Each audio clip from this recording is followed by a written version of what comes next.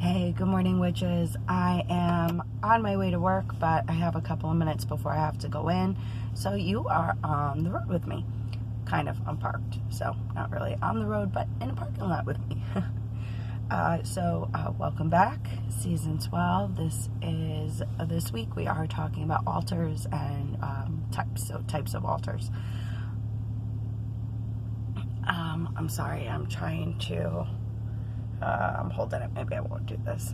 But, okay. We're just going to roll with it and see what happens.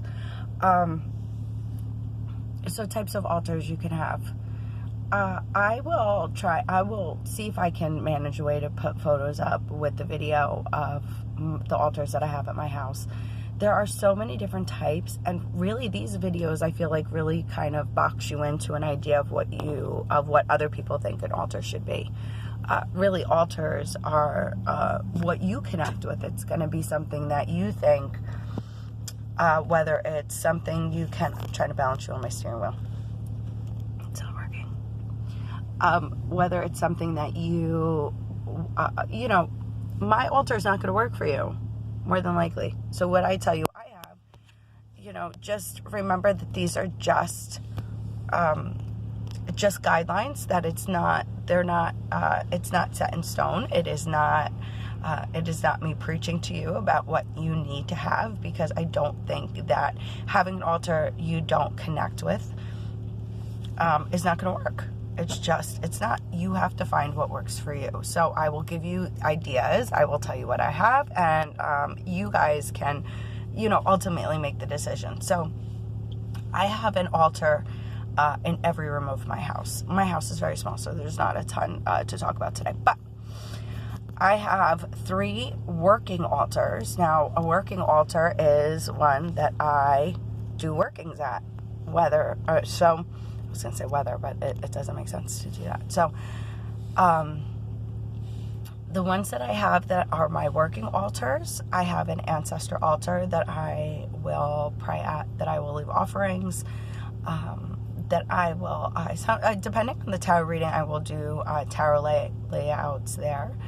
I have my regular, just crazy, messy altar. And you know what? It bothers me to even call it an altar. It's more like a desk with all my witch stuff at it. And that desk that I use is solely for magical workings. And that's why I call it an altar. It is not someplace that I venerate my gods. It is not somewhere that I leave offerings. It is strictly for my workings. So maybe we can go into, in my mind, and I don't know if this is right, this is just how I approach things. You can have altars and you can have shrines. An altar is somewhere where you would do workings at, but a shrine, to me, in my opinion, and maybe I should look this up before I even start giving my opinion, but a shrine to me is somewhere where you solely venerate the gods. There is no working done there.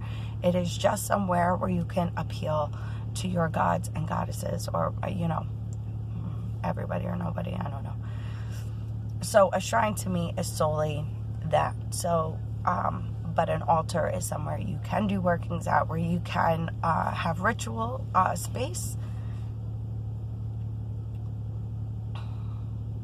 And maybe I'll chop all this out. I don't know.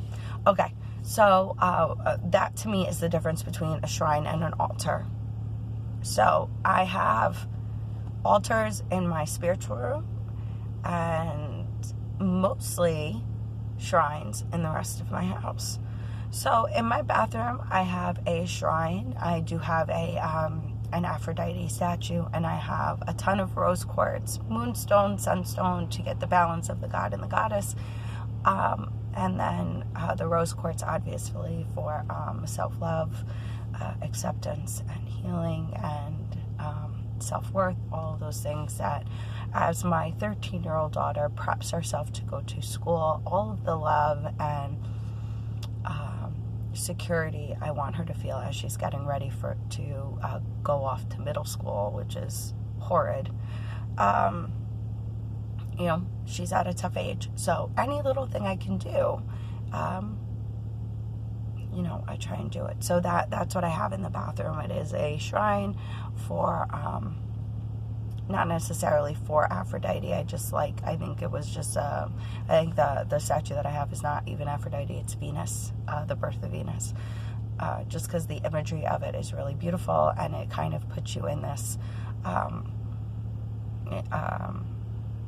it just goes with everything else. So I do have a shrine up for that, which I will go in and leave offerings, and it's weird because now that I'm thinking about it, I'm like, I don't even venerate either of them. They are not my pantheon of gods, but there's something about the imagery of that is so ingrained in my brain, of that being for love, for self-worth, and all of those things. So I do have that in the bathroom. In my living room, I have another working altar / shrine, I guess. The altar that I have in my living room is really big. It is one that I decorate, that I change a lot, that I change pretty consistently, actually, because I like to change it according to, the mood in my house. If we need a pick-me-up, I'm doing a working right there in the living room. If I need to do a cleansing, I'm going to change that altar up. I'm going to change that space up. For the turn of the wheel, I change it according to the seasons. I change up my whole house according to the wheel of the year. So I have one of those. I have a kitchen altar because more and more I'm getting into home magic, hearth magic, realizing that that's pretty much what I've always done and just never kind of labeled it as anything. So I do have one in the kitchen as well. And the one that I have in the kitchen is just things that I like. And this is I think this is my point. So although some of the birth of Venus, I don't venerate Venus. I don't follow the Roman pantheon. But I also have Baba Yaga in my kitchen because she rides a mortar and pestle, and I love that. I love the imagery of this, wild woman in a piece of your kitchen. And I think it's more about the items that you connect with and why you connect with them. So I connect with the imagery of the birth of Venus because it is all about love, and I think that's a really important message for a 13-year-old girl to realize, is that it's okay. You are beautiful. You are everything that is good, because at 13 they still are. They're still these wonderful little pieces of mold to mold. And Baba Yaga, I have this image of myself in my later years, just being this kind of wild woman with, all these crazy imagery of like the wild, crazy hair. I would love to ride in a mortar and pestle. That's cool. I'm going to do that. So I do have the imagery of Baba Yaga up, and it's something that connects me to something so innerly witchy and lovely. So it kind of puts me it reminds me throughout my house that everything is magical. The mortar and pestle, whether it's for kitchen use or magical use, don't combine the two. That's really not safe. And then I have a shrine to the Morrigan in my bedroom, and I have a shrine to the Data in my bedroom as well. They are my god and goddess, so I keep them close to me all the time. And I do have shrines for them where I leave offerings, where I do my prayers, where I do my meditations. They are right central to me, so I keep them in the bedroom with me. And then, throughout the house, I probably have a bowl for the Morrigan and a cauldron for the Data all over the place, because it's important to, if you're going to appeal to them, to put something out, leave something for them, and it's okay to do that.